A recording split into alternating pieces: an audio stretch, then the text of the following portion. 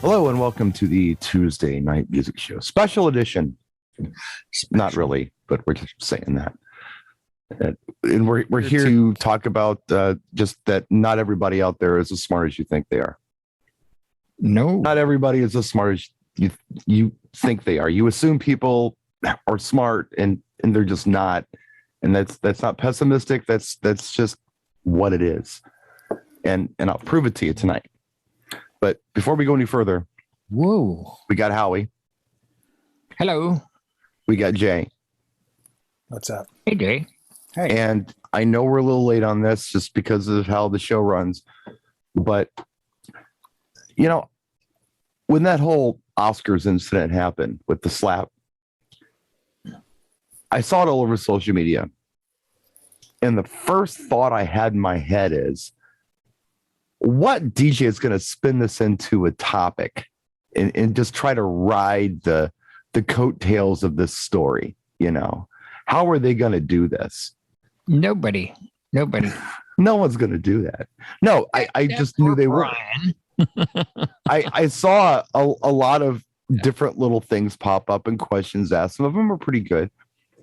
But then I saw a Twitter post from Kathy Griffin. It was part of a Celebrities React to, you know, the Oscars incident. I saw some of those, yeah. And what she said hit home with me. She said, okay, is this going to make people think it's okay to go up and smack comedians at comedy clubs when they say something that they don't like? Mm-hmm. The reason it hit home for me is because, as you both know, I've always made a lot of direct comparisons between DJs and comedians. Mm-hmm. Right? Mm-hmm. And some of those comparisons are, okay, sure, comedians do sets of, you know, material. We do sets of music. And you have to rearrange them and rework them and things to make them just right. You got to hone them to make them right. Mm-hmm. Sometimes you'll do a set at, you know, one club and it does really well. And you try to do the same set or song or whatever the next night in a different club and it bombs. And there's a lot of timing things. And there's just so many parallels that I see between DJs and comedians. Mm-hmm. So I pay attention to what comedians say. Mm-hmm. And I'm thinking, well, how is this any different than a DJ at a gig? When maybe they play a song that offends somebody for whatever reason. Is it okay to go up and slap that DJ now? Jay's got his mic muted, but he's shaking his head no. Well, you know what? And I know your comparisons, and I saw Kathy Griffin's tweet, and it was like the first glaring difference is nightclubs, unlike DJs at least, or weddings, but nightclubs have security. Like if you're heckling in a nightclub, a comedian, you get thrown out. So I think people, you know, much like you, I question, you know, I don't rely on the kindness of strangers, nor do I think, you know, that, you know, a stranger is a long-awaited friend kind of thing. So I'm always mistrusting. I mean, that's I know you are. Helped me well, no, and people say that, but I've talked to Jim about it, like working with PD. I mean, it was one of those things, you get that sixth sense. I did it when I was a bartender. I knew the guy that was going to be a problem later that we shut off early. Mm-hmm. And sure as anything, he'd be out in the parking lot starting fights. You're like, yeah, I saw that coming. I don't think it's going to make it open season on DJs. Yeah, I think there will be some dummy that goes to a nightclub, especially if Chris Rock is playing, even though you can't get near a Chris Rock stage. But I think someone will make some attempt at that. Yeah, I think people are that stupid and they want their 15 minutes of fame. Yeah, but I don't think we're going to offend. Yeah. You know, a comedian walks off the stage, the show's over. A DJ stops playing music at a wedding. And let's focus on weddings a little bit. You have two people there that really are running the show, the bride and the groom. Mm-hmm. I mean, you know, if the bride and the groom realize their idiot friend went over and made some comment to the DJ or threatened him or something like that, you know, I have a clause in my contract that says if somebody makes the DJ feel unsafe at any moment, the DJ has the right to end the event. Now, I think that's pretty common. Right. People try to cover themselves. And as My much con- as, you know, I'm kind of with Brian on this. It's, it's a slippery slope. I mean, remember what, like 4 years ago or so, when the mic drop thing was all the rage, and we actually did a show on the mic drop because everybody was like, oh, we saw it on TV, we saw it in the movie, this guy did it, and that guy. So they thought it was okay to drop our stuff. Are they going to think it's okay to come up and smack us because we didn't play their song, or we played the wrong version, or we whatever, for whatever reason? It doesn't matter why. But I don't think we're moving target. Well, hold on a second, Jay. Before you monologue too much on this and take us in a different direction, I want to just make a couple points here. Yeah. And Howie, you're making my point. And that is when I said people aren't always that smart. This is what I'm talking about. It's monkey see, monkey do. Geez, I was just gonna say that. Get out of my head, dude. Yeah, I know, but this is society. This is a lot of people. It's like, oh, that's okay. I could do that. You would think people would have common sense and say, that's the wrong thing to do, but they don't. They just do it. No, they don't. And in the case of you're talking about at a wedding, and if somebody comes up and does something, the bride and groom aren't going to like that too much, and they're going to fine. What if the groom does it? I mean, Will Smith would have been the groom in this case. Who would think the groom approaching the DJ would be a threat? Who would think Will Smith, who was nominated for Best Actor in the front row, would be a threat to his friend Chris Rock? Right. I mean, that's what I'm trying to say. No, and it's not a matter of it's open season. It's a matter of this could be dangerous. It could be. And here's the big difference. Unlike Chris Rock, I'd press charges. Well, Chris Rock's in a hard place. He decided not to press charges that night. He was contacted by PD. He decided not to press charges. Yeah. I wouldn't be as dumb as Chris Rock. Chris Rock is not dumb. Chris Rock. No, arrest. Let's talk about Chris Rock for a minute. When it comes to performance, which, again, DJs and comedians, we have parallels there. Things happen. The show must go on. He recovered incredibly well from it. One. Oh, he did. He recovered incredibly well. Two, how does he win this? If he presses charges, he's a punk in the eyes of a lot of people. Right. What Chris Rock has done, which I think is brilliant, is absolutely nothing. Right. He did nothing wrong. He was assaulted, and he's keeping his mouth shut. Oh, no. It's the only smart brilliant thing to do. Yeah, it's the only smart thing he could do. He couldn't press charges. Before we go in a different direction, I just wanted to talk about some of the comments I've gotten, because I did a video on this subject. It's done very well on my YouTube channel. You're welcome to go watch it. I don't want to rehash the whole thing. But some of the comments I got were interesting. I thought I'd share them with you. Now, some people are of the opinion of, well, hey, he did the right thing. Right. Will Smith is not to blame here. He stood up for his wife. I may act the same way. I may react the same way. No. And I'm thinking to myself, okay, this is my whole, not everybody's very smart kind of thing. If you're going to lose control and resort to violence because an entertainer says something you don't like, you have control issues. And you should probably get a hold of those control issues. I forecasted yesterday that if he hires the right PR firm, before this week is over, the announcement will be made that Will Smith is checked into a rehab for mental health, emotional, and anger issues. And by the way, where it gets worse, I heard excerpts from Jada Pinkett Smith's podcast last week, where she clearly says, yeah, when I shaved my head, I just decided it's who I am now. I'm embracing it. I don't care what anyone has to say. I love me. I think I'm beautiful. I don't care what anyone says about my hair. That's her words out of her mouth. Well, she actually she's on a TV show with Queen Latifah, The Equalizer, and she plays the part of a hired gun sort of that helps people out with the shaved head. She's embracing that and doing her art form without a wig. Right. But by saying that on her own podcast, I don't care what anyone says, then Will Smith laughs and then looks at her and she makes some comment or face, and then he runs, walks up where he could have stopped at any moment. If it was Jason Momoa that said it, Will Smith would have laughed and not gotten up. Right. When he sees it's Chris Rock, he can or The Rock. Yeah. Yeah.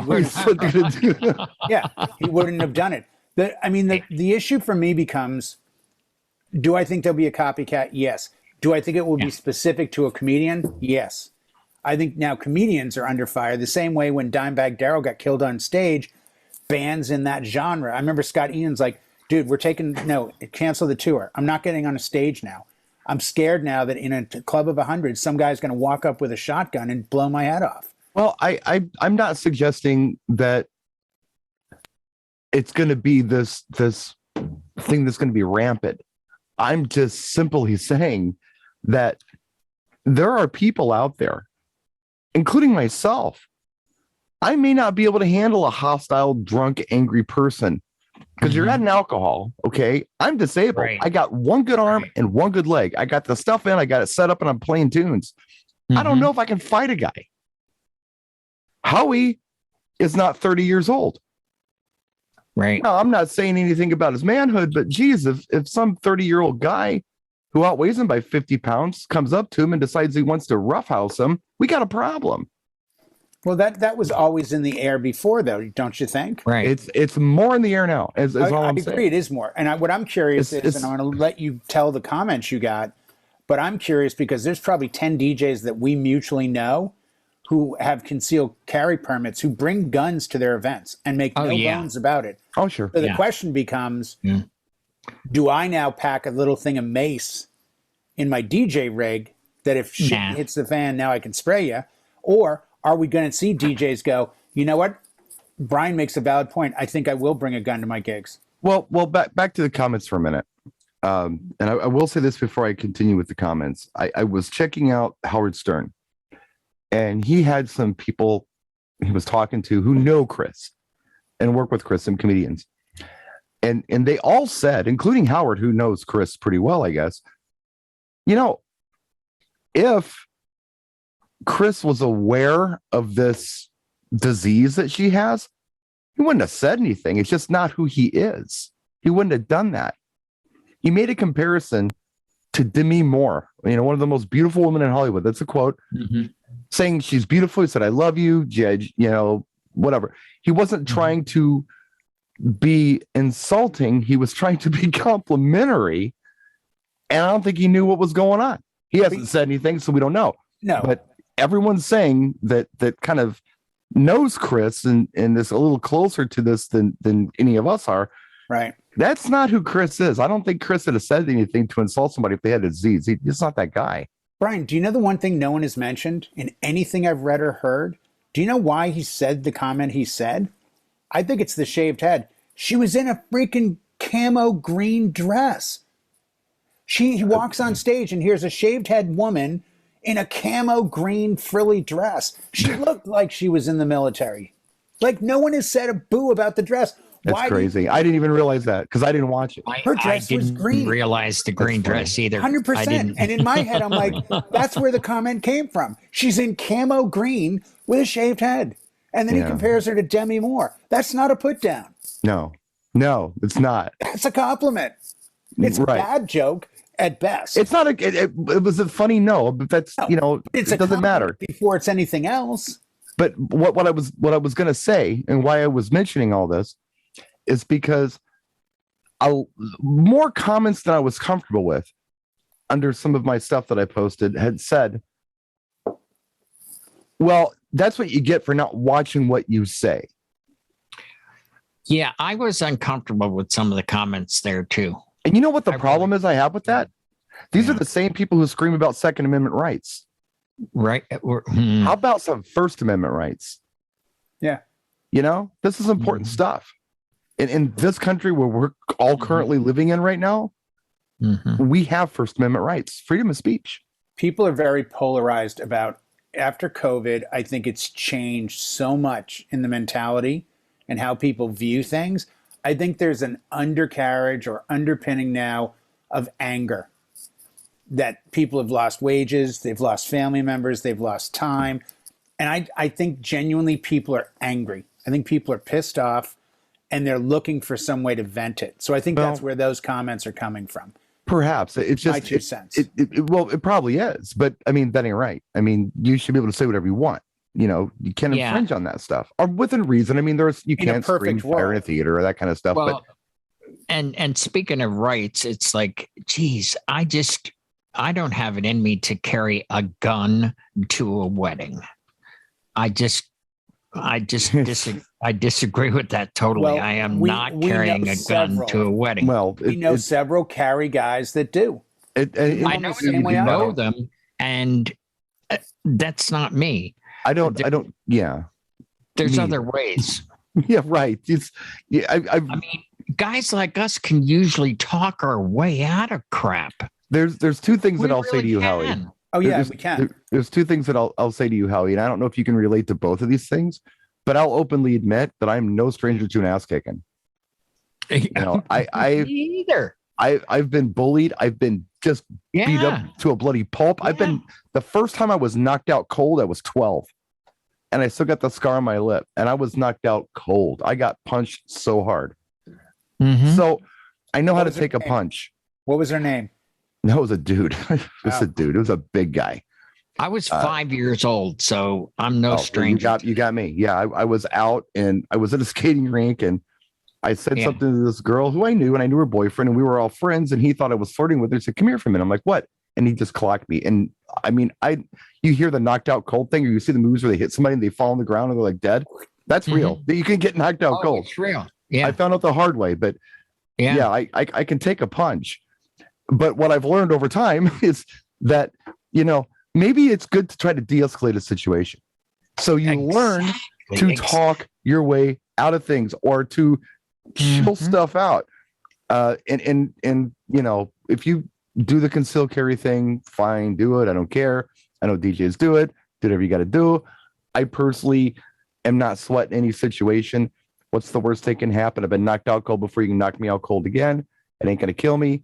But yeah, I'm with you. But if they do it, they do it. I'm fine. I don't need to do that. What I'm concerned with more than anything else, really, it's to Jay's point. You know, do I really think this is going to be something that's going to happen at all these gigs? No, I don't believe it will. But the threat of it might keep us from doing things or playing things or saying things that we wouldn't normally do. And I don't like that. I don't. Now, you don't want to insult anybody, but sometimes you got to take a chance. Have you ever done this where, and I don't know if you can relate to this or not, but let's say you're spinning some tunes, the crowd's having a good time, everything's fine, and you're thinking to yourself, you know, this next thing I do, maybe it's the introduction to a song, maybe it's the song itself. You're thinking this is either going to go over really well or it's going to bomb and I'm going to ruin everything. I'm taking a chance. I'm taking a chance. Yeah. Every gig. And I'm just going to throw caution to the wind and do it. And 99% of the time it does work. And if it doesn't, in the back of your head, you've already got plan B for that. So I've even gone so far as to open up Serato from 2 to 4 decks and load another track, thinking if this bombs, I'm going to double tap this button and Lizzo Truth Hurts is going to come out, or this is going to come out just in case it I mean, where I think it's going to go. My point is that the threat of physical violence, I mean, the idea this may happen or this has become something that everyone's seen now. It's a monkey see, monkey do, because, well, people are kind of stupid sometimes. Is the threat of this or the idea or notion that this is something that could really happen, what will keep you from doing things like taking chances? I don't like that at all. I don't like it that I don't like the notion that the people are making in the comments where, well, that'll teach you what to do. Oh, come on. We're all going to sound exactly the same. We're all going to play it safe. We're never going to take a chance. You have every right to do as you want. There are certain gigs in certain areas in certain venues that if I'm not booked that week, I'm not taking that gig. It's not comfortable. I've gone to different, I always check a venue before I go, if it's a bar or nightclub thing. And I've been to several, and I've been like, yeah, I'll give you a call tomorrow about that. And I shoot over that night. There was one in Temecula. They wanted me to do a Thursday residency, and I turned it down. $500 a week, $2,000 a month. I'm like, on a Thursday. And this is about 15 years ago. I just got a bad feeling when I went in. Yeah. I got a bad feeling, and I use that. It's never let me down. I'll tell you. Yeah. Like, bad habits won't kill you. Bad habits might kill you, but good habits won't save you. But knowing, having that feeling in the middle, that will. Having that sixth sense feeling of that guy's not right, or I think I'll handle this differently. I've never played a song at an event and thought, man, this is the great divide. This is where it hits the fan, because I'm playing, the new Kremlin marching theme at this, patriotic cop wedding. I try not to go so far out. I've gotten more threats from not playing swears in a club than anything at a wedding ever. I've had. Well, let me ask you this. Yeah. I'm going to ask you this. You don't play a swear, and I'm like, what? Let me ask you this question. Have you ever been assaulted at an event? No. Yes. I have too. Yep. I got a beer bottle on the forehead at probably about 30 miles an hour. That hurt. I would think so. And I mean, this was 12 years ago. I think I did a video about it. I was like actually doing YouTube when this happened. And that was bar you used to work? Yeah. Jeez. Yeah. It was at a bar. And that was the last night I worked at that bar. But yeah, I mean, this is real. It happens. Did I handle it? Yes. Did I get out alive? Yes.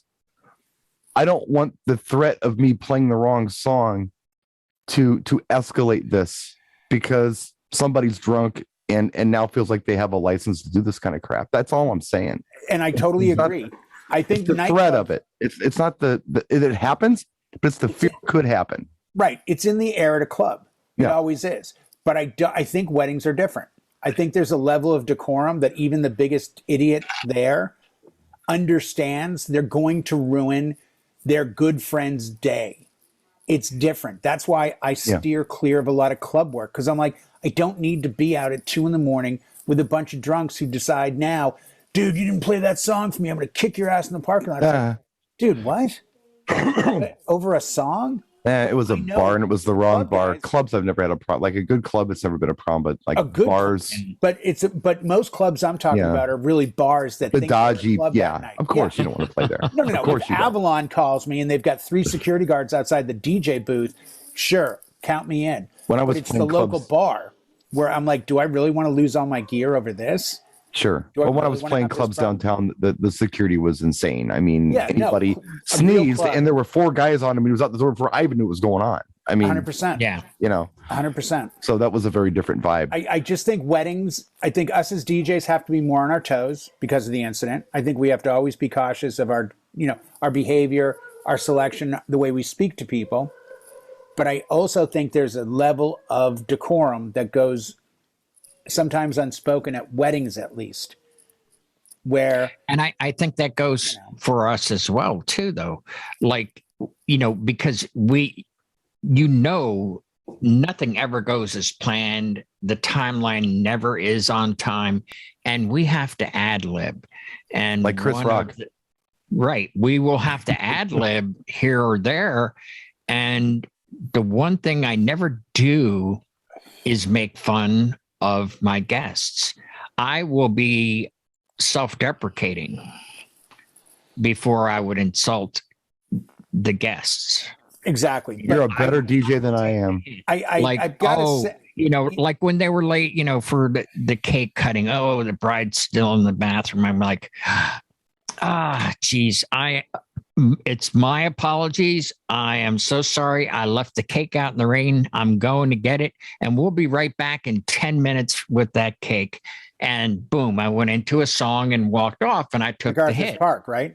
You played MacArthur's Park. Right. I took the hit. I didn't play MacArthur's Park. But you left the cake out in the rain. Why? You understand where I'm going is that I didn't say, oh, hey, the bride's in the bathroom because her bustle broke. I took the hit.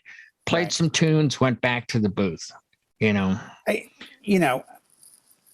don't know. Where I don't think this is a trend, Brian, to use your exact logic. I watched all the Ricky Gervais awards. He shattered people. I know. A passing comment. He was like right at the heart of. I mean, he was no holds bar. No. Please don't get me wrong. Near him. No one. Stop. Listen, that was a long time ago. This was well before Will Smith did what he did to Chris Rock. That's what I'm talking about. No, what I'm talking about is this is so isolated. It doesn't matter, Brian. We hope it's isolated, but the world just saw it. Yeah, but that doesn't matter. Not in does respect to matter. that it's going to get that crazy. I don't think it does. I think people look at it as two people, not. Well, let's move on then. Let's just move on. Oh, I got a friend, Matthew Shun, in Minnesota. He asked me a very interesting question. All right. He said, I'm a karaoke host, and between singers, I play buffer tracks. And I've got some tracks that are fan favorites. Like they beg me for them. Like when are you going to play it? And my most popular buffer track is the theme song to Fresh Prince from Bel-Air. So, should I not play that song anymore? And no, I think it would get a laugh. Well, here's what I told him. I'm like, look, if I'm right, okay, then you have nothing to worry about. Well, if Jay's right, you absolutely have nothing ever to worry about except everything and carry a gun. But if I'm right, you have nothing to worry about, because not only will the people who would get angry about this be so passive about it, you know, the team Chris Rock isn't going to hit you because they're against violence. Even if team Will thinks it's great, they're not going to hit you because you just did a cool thing. So they're going to high five you. So either way, you're good. And what I told him was, look, well, if I were you, I'd play it. And as soon as the laughter subsided, I get on the mic and I'd say, too soon, and I get another laugh. Right, exactly. Because a couple of people I'd read in groups, they were saying, you know, well, I don't think we have to worry about playing Will Smith songs because we don't really play Will Smith songs anymore. No. But it never occurred to me that we were going to cancel Will Smith. That never occurred to me with this whole incident. No. And I'm not that Kelly dude. List. Yeah. I'm not that dude, you know. And I mean, I'm not going to make it a point to play Getting Jiggy with It, but I wouldn't have made a point to play Getting Jiggy with It anyway. But if I do the wedding on Saturday and they want to hear it, I'll play that. I don't care. I mean, none to me. I don't even think I have the Fresh Prince theme. I didn't even know that was a thing. It's a Quincy Jones song. So, well, he says what they do. He does the buffer songs between the singers, but for that particular song, the audience sings it. Like they'll all join in. It's like an audience participation thing, but it's a favorite. And I would imagine, and he's gigging tonight. He was going to miss the show. He wanted to check it out. He says, "Could you please bring it up?" I'm like, "Yeah, sure, I'll bring it up. I think it's fun. Let's talk about it." But yeah, he was. I wasn't sure what to do with that one. I don't know. I thought it would have been funny. I think it's going to get requested though. I don't think he has to. Will. I think you know who played it. I don't know if you were there yet, Jay, but Dan played that at Beret and Atlantic City Expo. How'd it go? It went good. Everybody was dancing. He mixed in and out of it, verse, chorus, and people were like, "Hey, that was a cool mix." You know, that's cool. I mean, I would follow it with LL Cool J. Yeah, just play "Mama Said Knock You Out." So that's what I would do. I think that'd get another laugh. Well, yeah, I mean, would. It reminds me of I was at the club. I always went to the club early, just to eat and do warm-ups and stuff, you know, maybe 2 hours early sometimes. I was allowed to do it, so I do it, and they had a good kitchen there. And it was when they're trying to arrest OJ, and they were chasing him in the Bronco. So I played an Ode to OJ set. one of the songs was "She Used to Be My Girl" by the OJs, which I thought was really good. What was the other one? Could you Orange? I used to love her, but I had to kill her. It was a lot of songs. I used to love her, but I had to kill her. That was the next one on my list. I would do Orange Juice Jones. Yeah, I did that one. I did Orange Juice Jones. I could see that one working. Yeah, She Used to Be My Girl was like, I was so proud of myself for that one. I almost did Love Train. I'm like, oh, wait a minute, this is on this album too. So put it on, and so you can have some fun with this, absolutely. But there are a lot of people too in the comment sections of the places that some of the stuff I posted on social media where they didn't watch the video, but their first reaction was, "What does this have to do with DJs?" And I did a whole video on it explaining what I felt it had to do with entertainers in general. So I was going to invite anybody out there. If you see that comment, let's confuse these people even more and just reply to them, Baba Booey. Baba Booey. Whatever. So what does this have to do with DJs? Just put Baba Booey. Baba Booey. I think that'd be a good response. Spell it CCW.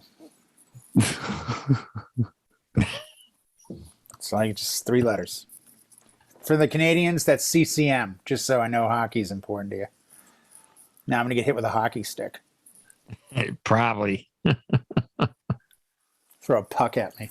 So we got 20. I really hope it doesn't go anywhere. I really do. And I hope. No, I don't either. And I think people are even dumber than you think they are sometimes. But they're dumb. And the concern that I had initially, and of course, you're watching this and you're reacting to it, and it's like, wow, what's going on? The next day, it was pretty clear to me what I wanted to say, and I said it, and I still stand by it. But I was concerned that Chris didn't press charges. I knew he's in a rock and a hard place, but what happened was Will Smith assaulted a guy and then sat back down. No one said anything to him. That's what bothered me. And then he went up an hour later and got Best Actor. Yep. And they stood. He got a standing ovation. And didn't ovation. apologize to the man he hit. Everyone else, but not to the man he hit. Apologized last night or today? Kind of. I don't know if you read that or not, but I don't. He did, but you got to read the paragraph before that. He's saying, look, I can take a joke. I've been, punched and hit and, just verbally, or people made fun of me and I can take it. But when you say something about my family, oh yeah, by the way, sorry, Chris. So he almost was like, I'm sorry, but, and I thought that was kind of lame. Well, his son should have kept his mouth shut by not tweeting, that's how we handle it. I don't want to talk about his family because I have some opinions and I don't want to broadcast it. Well, the only one I'm going to say is when you're in an open marriage where you have to sit across the table and have your wife tell you she cheated on you, I don't know that you're really doing much more than trying to show her. Like his brain went, well, everyone knows that I'm kind of a wuss for being in this marriage. Oh, I know. If I stand up now and walk up there like a man and hit him open-handed, that will show her how much I care for her, and she'll come back. I think it was that much of an irrational decision on his part. I'm not completely unsympathetic with Will.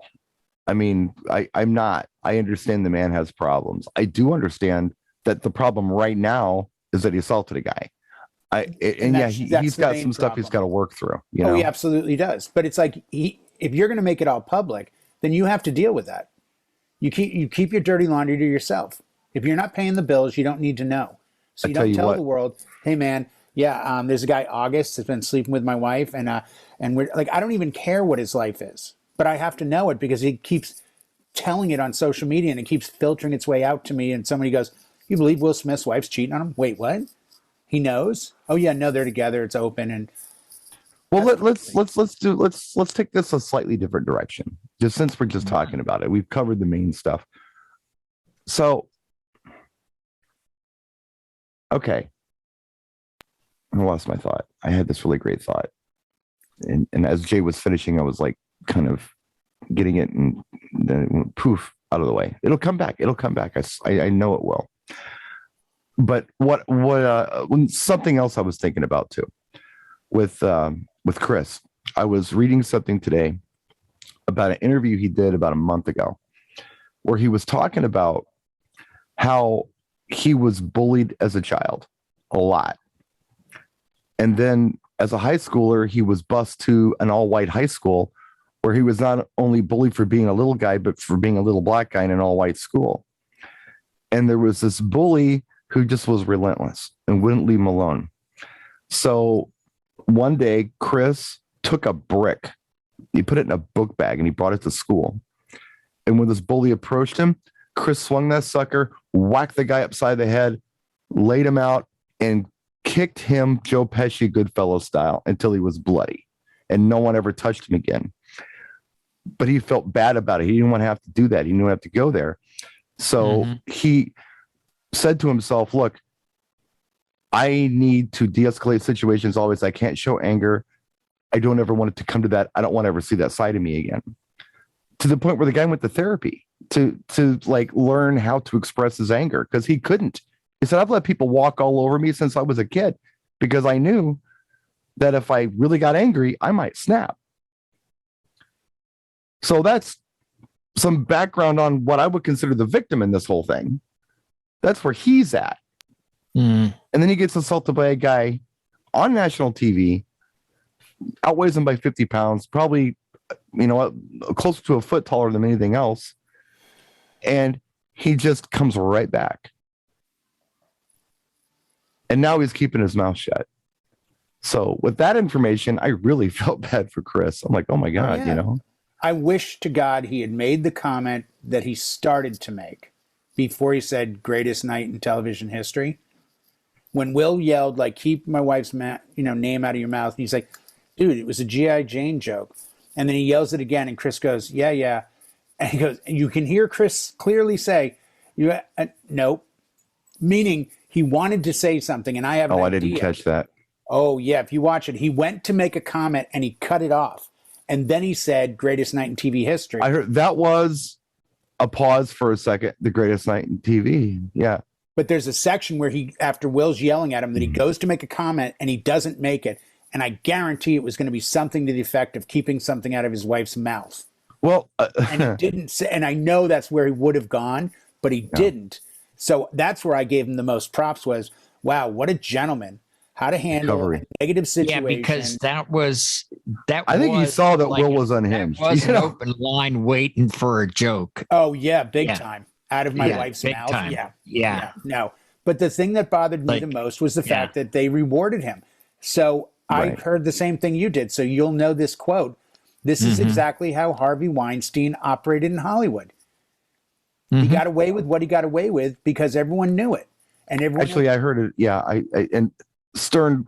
That's where I got it too. I listened to Stern the same. Well, he didn't say Weinstein. He said somebody else that I won't mention. Somebody else said it. And somebody else. There was another comment. And they said that Hollywood rewards this kind of behavior. And they proved it. They stood for the guy when he won his Oscar. Oh, yeah. They did talk about that. Yeah. You seen the slow-mo from Samuel L. Jackson?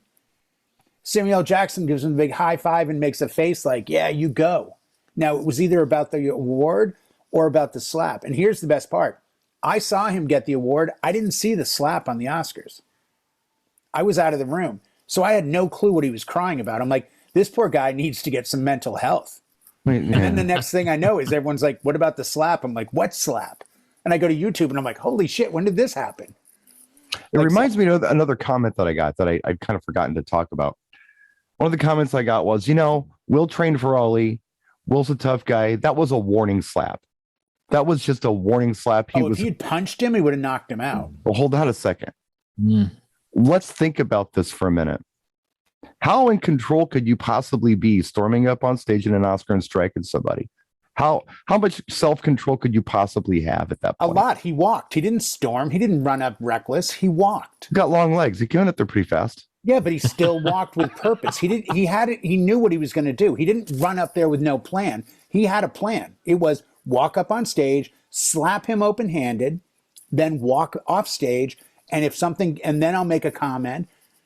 I think he was more calculating than we are giving. All I'm saying is, I tell you what, man, if you're gonna hit a guy, and he's gonna come right back up and smile at you, hit the wrong guy.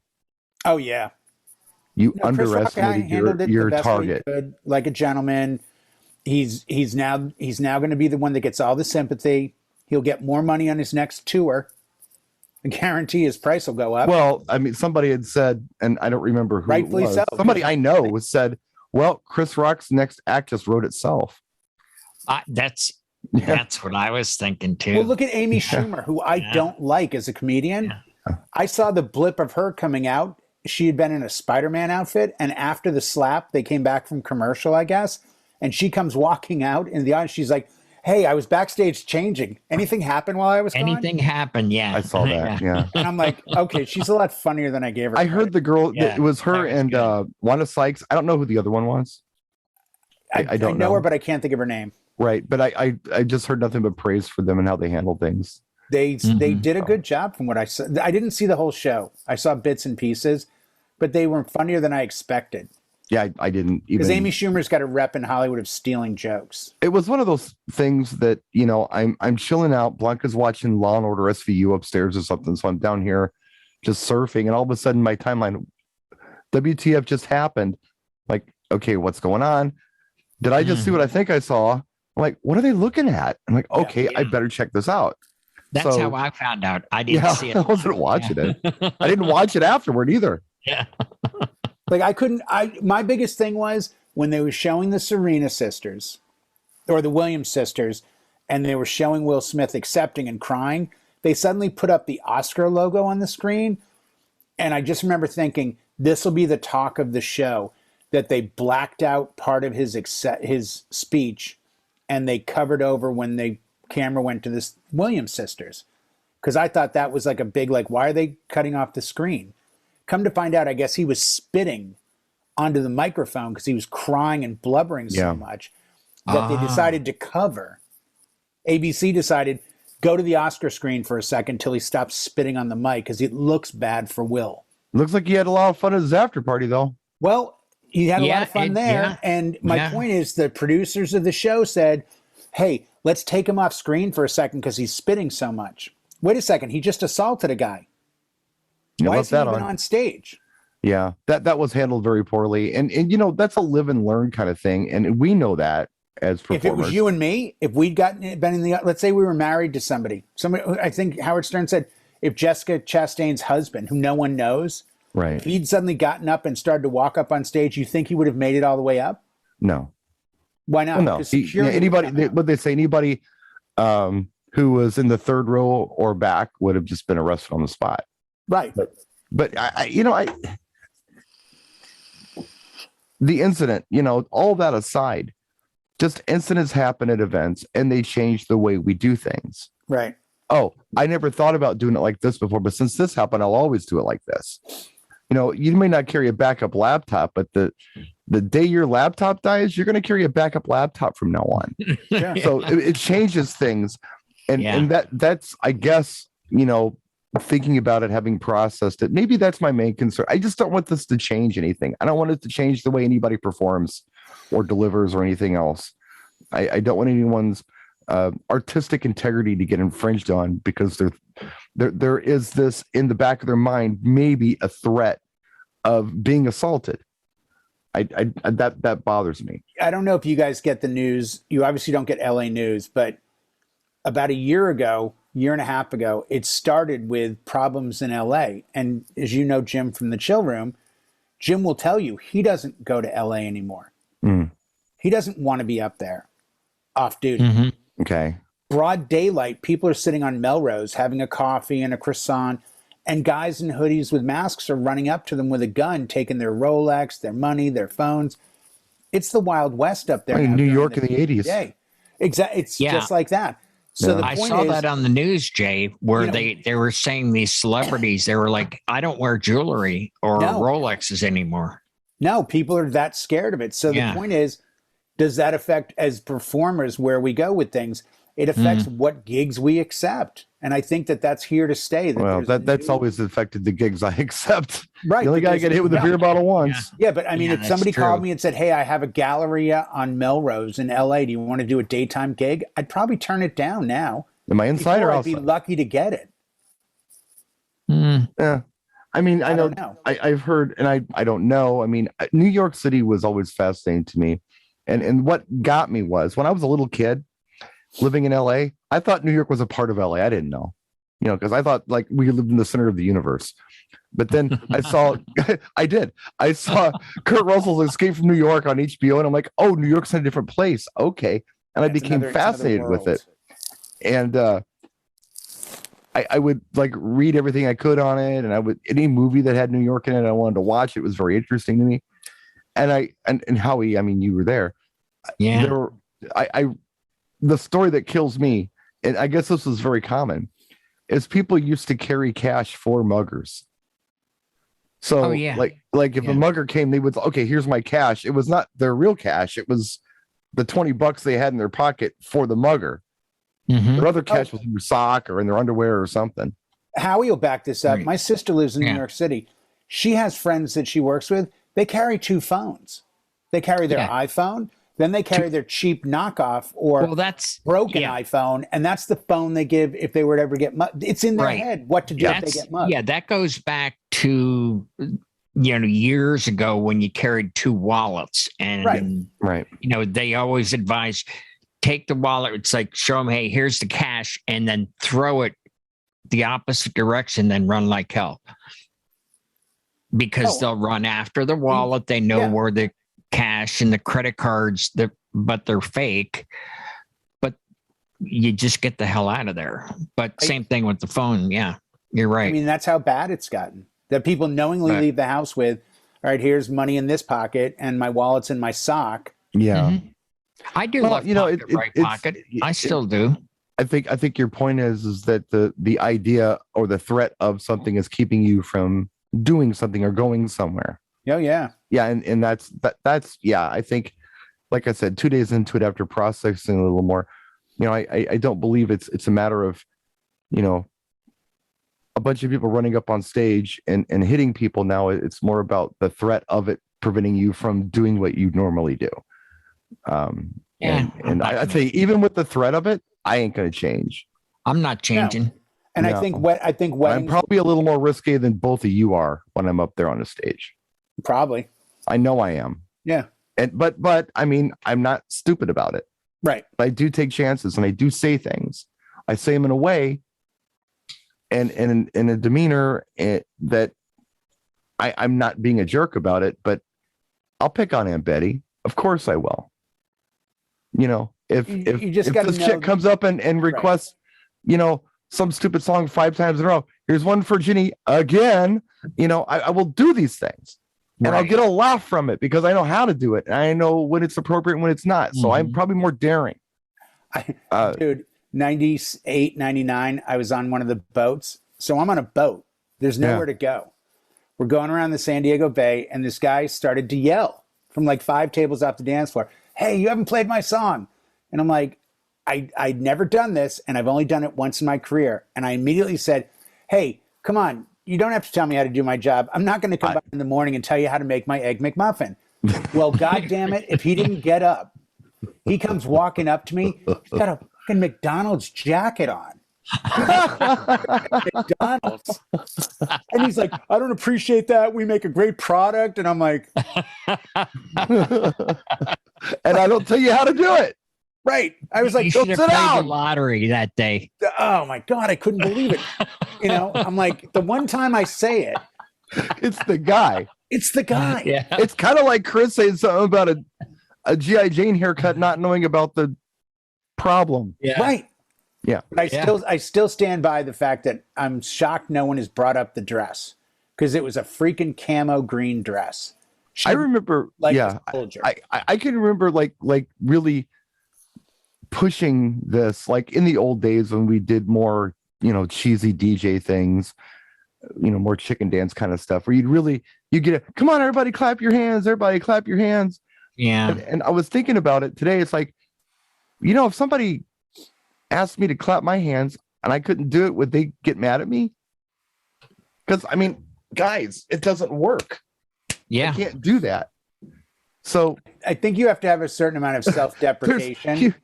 Come on, everybody stand up. Why aren't you standing up? Right. Doesn't have legs. Yeah. Oops. Well, you got to be a little careful with it. There's a guy in a big pickup truck that I saw TikTok, and the woman goes, where have you been? He goes, I had to go fill up with gas. You won't believe what it cost. And he opens the door of the truck. He gets out. He has an artificial arm and an artificial leg. So the point being, the gas cost an arm and a leg. Nice. And I thought, this guy's got a great sense of humor. If he's making this video, you're never going to believe how much it cost me. And he hops out with the fake arm and leg. And I'm like, this guy's brilliant. You got to be able to laugh at yourself. And I hope the outcome of this teaches people. It's too late now to teach much of a lesson. Even if they say to Will Smith, you're not allowed to give out because the winner from the best actor gives out the best actor next year. Yeah. And it looks like that's probably not going to happen for him. And that won't matter. That's not going to change history. If he goes to rehab, it's not going to change history. You know, Jake Paul offered both of them $15 million to have a legit fight inside of a ring. Oh, God. Because for the $30 million he'd spend, he'd make $100 million. They've already had a TV show about celebrity fights. They've already done that. Do it out of claymation. It'll be fine. Yeah. So, I mean, there's no real outcome of this that'll satisfy 100% of the people. It will always be a split camp. Oh, sure. You know, even if Will came out and said, you know, Chris, you can hit me back. The smartest thing Chris would be is no. Like, I wouldn't do that. Because then Chris wins again. Would not have Chris hit him back because he might get a brick in a book bag. Right. But so Will's got nowhere to go with this to look good now. He's done a lot of damage. But you know what, Jay? I think that's the important thing is in really, it happened. Stuff happens. We understand this. We weren't born yesterday. This isn't our first rodeo. We've done gigs. We've had problems. I got hit in the head with the beer bottle. I mean, lots of things have happened at weddings before that were just not cool. Recovered from it and all that. What I think is probably the most concerning thing to me right now, and this is developing, and hopefully the Academy does something. But as of right now, the consequences are nil for Will Smith. Right. He was able to go up there. He did his speech. He went to his party. Hollywood stood standing ovation. It's not that people aren't going to get hit for saying stupid things. It's going to happen. People are going to say things. You're going to get. It's happened to me in my life. It really has. But as adults and as professionals and as people over the age of 18 in public, maybe there should be clear consequences for this stuff. Absolutely. And hopefully there's something, you know, opposed to, you know, Will doing the whole victim thing, which I think he's doing now. Oh, he should have been escorted off property immediately. And then when he won the Academy Award, they should have said, Will Smith is not here right now. He's been escorted off property for assaulting Chris Rock. Accepting the award on his behalf. Chris Rock. Sergeant, whatever. Sergeant Jada from the police department. They're bringing it to his cell for him. Bill Johnson with the LA County Sheriff's Department. I'm going to be going down to the county minutes. I'd like to take that to him. Oh boy. Well, between now and this weekend, when we all have gigs and stuff, hopefully some other big tragedy will happen that'll go in a different direction, and that'll be the topic of discussion. Well, I hope it's the news tends to no, but you know what I'm saying. Not a death tragedy thing, but some other crazy thing. It'll be maybe we'll go back to World War III. There's a war going on right now that you know. Yeah. I mean, you know what people stopped talking about Sunday night? Taylor Hawkins of the Foo Fighters dying a day before. Right. I tell you what, I knew what he looked like. I knew he was a drummer. I didn't know his name. Yeah. And I would be hard pressed to identify a Foo Fighters song. It's terrible. He was 50, you know, but it's not in my wheelhouse. I love the Foo Fighters. Yeah. I think it was a tragedy. Oh, I've got friends who are crazy about the Foo Fighters. I think in today's world, barring this, I've said it before, I'll say it again. They're probably the only what I consider to be the next band that could do a Rolling Stones, meaning the only rock band on the planet today that in 10 or 15 or 20 years could still do a stadium tour. And aren't they like doing a Rolling Stones right now? I mean, they've been around since the mid 90s. Yeah. But what I mean is, they're like, not kids. There's so few bands. You know, we could name on one hand the bands can sell out a stadium. Yeah. Well, they're already doing a Rolling Stones. They've been fighting Foo since '92. So right. But I'm saying it's Stones, them, AC/DC. I mean, I love Dave Grohl as a person. I think he's great. I don't know much about his music beyond being the drummer for Nirvana and that video that was on MTV where they were doing a Mentos parody. I don't know much above and beyond that. They have a lot of. If you get a moment, spend 20 minutes listening to their more recent work. I heard that. What was it? The DJs thing. I think I heard. The DJs. I heard that stuff. Did a good job of that. No, they're they just have a movie out now. Yeah, they they're shot real a movie musicians. They could play anything.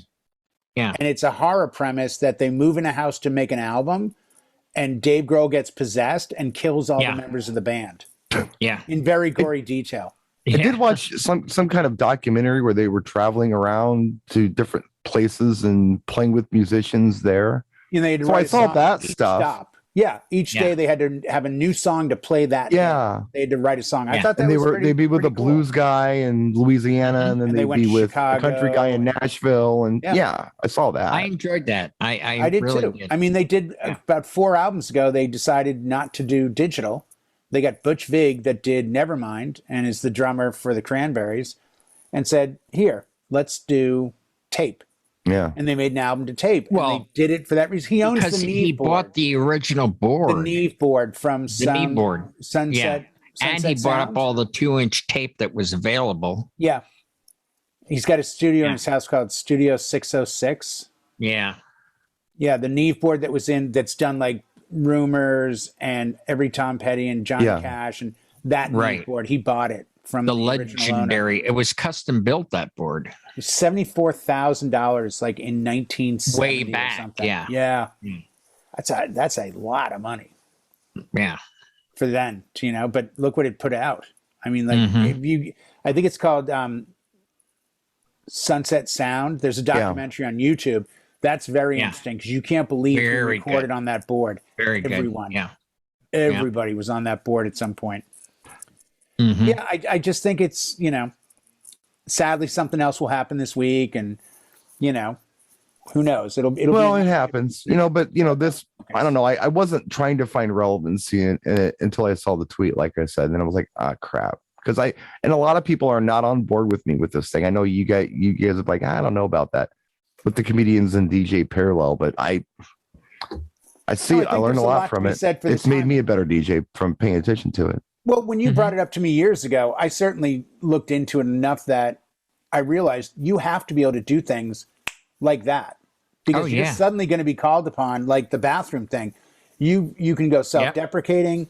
You can go, I can't believe this happened. I did a wedding a couple years ago, and the bride was on the dance floor, and she shotgunned a Coors Light in the middle of the dance floor. Yeah. And without missing a beat, I killed the music, and I said something to the effect of, the newest definition of the badass bride is brandy for shotgunning a Coors Light on her wedding day. And the place erupted. And it was like, but you've got to do it. It's timing. Yeah. Timing. You can't wait. You couldn't have said it after the song. No, it wouldn't have made sense. Yeah. But you've got to have it.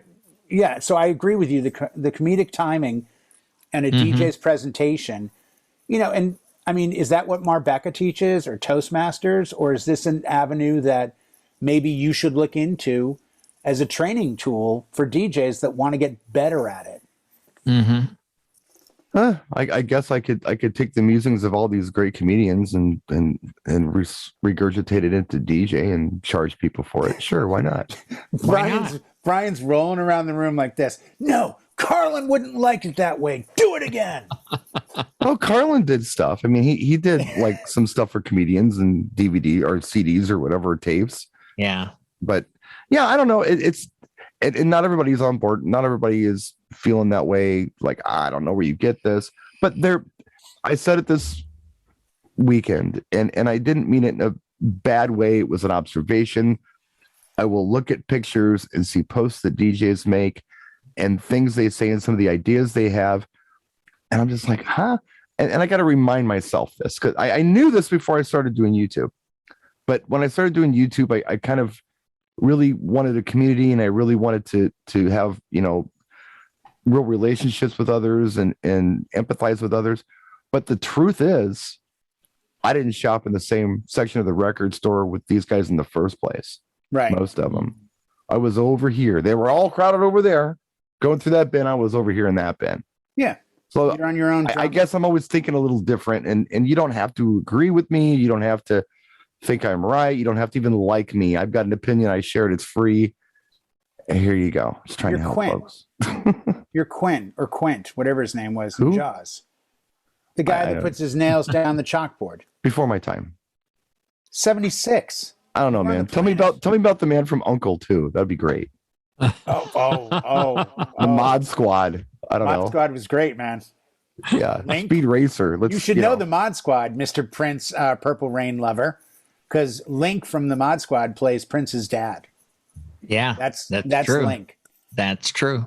6 degrees of you're older than you think. Well, he played him before he died at old age, kind of like Mickey Rooney playing a part. In the 80s. Mickey Rooney was a great guy in his early days. Let's put a fork in it. We're over time. Stop. Well, thanks for joining us, folks. I hope you got something out of this. We mentioned music somewhere in there, but I think maybe we'll be lucky enough to be back next week. And if we are, we'll see you then. Thanks for watching. Good night, all. See ya.